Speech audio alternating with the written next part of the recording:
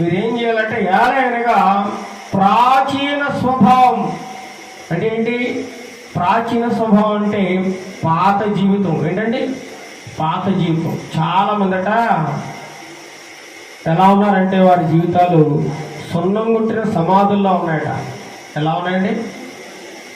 సున్నం కొట్టిన సమాధి ఉందనుకోండి, దాన్ని చక్కగా టైల్స్తో అలంకరించేసి చక్కగా రంగులు వేసేస్తాడు. పైన లోపల ఏముంటుంది?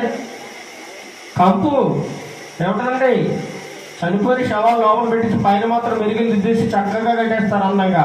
మనకి ఆ సమాధి అందంగా కనబడుతుంది చూడడానికి, కానీ లోపల ఏముంటుంది చెప్పండి?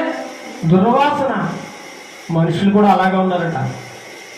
లోపలంతా కుళ్ళి, కుట్ర, అసూయ, ద్వేషం, పగ, ఈర్ష్య ఇవన్నీ పెట్టుకుని పైకి మాత్రం నవ్వుతూ ప్రైజ్లాంటి అయ్యారు. ఏమంటారండి? ప్రైజ్లాంటి అయ్యారు, కానీ లోపల